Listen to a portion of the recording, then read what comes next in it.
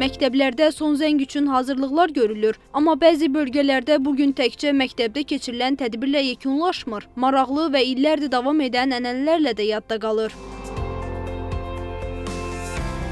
Məsələn, məzunların son dərs günündə bir-birinin evinə getmələri kimi, qaxta səhər saatlarından başlayan bu ənənə zamanı sinif yoldaşları əvvəlcədən plan quraraq bir yerə toplaşır. Daha sonra kollektiv şəkildə növbə ilə hər məzunun evinə, ailəsinə baş çəkirlər. Bizim rayonumuzda belə bir gözəl adət var. Son zəng ərəfəsində, son zəngdən sonra belə sinif yoldaşlarımıza evlərinə gedirik. Onlara özümüzün uğurlarından danışırıq və sinif yoldaşlarımızdan da qıraq, müəllimlərimizin də yanına gedirik. Birinci sinif şagirdlərinin də yanına gedirik, evlərinə gedirik. Onlara stimul veririk. Qarşıdan son zəng gəlir. Son zəng bayramında biz birinci sinif şagirdlərini, bizim uğur qazanmağımıza səbəb olan, təqaüddə olan ibtidai sinif müəlliməmizi və digər müəllimələrimizi ziyarət edirik.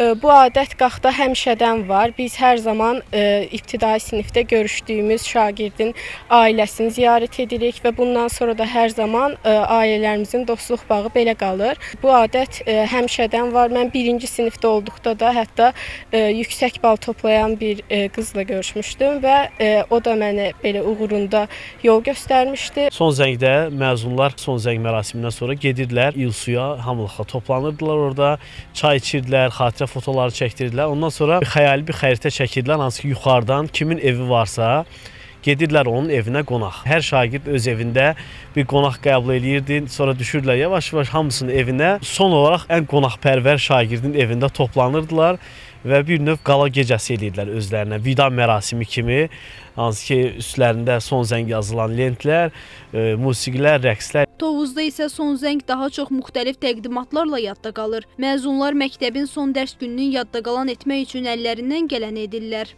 Rəqslərimiz var, milli rəqslərimiz. Bizim məktəbdə adətdir, elə bil keçən illərim kim daha yaxşı bal toplayıbsa, bu illərim həmin o uşağa bayraq təhvil verir. Adət də var, hər il uşaqlar bir-birlərinin evlərinə yığışır. Bu il sadəcə biz artıq çox böyük olduğu üçün heç ona ehtiyac duymadıq evlərə yığışmağa. Amma kim istəyirsə təbii ki çağırır bir-birlərinin evlərinə.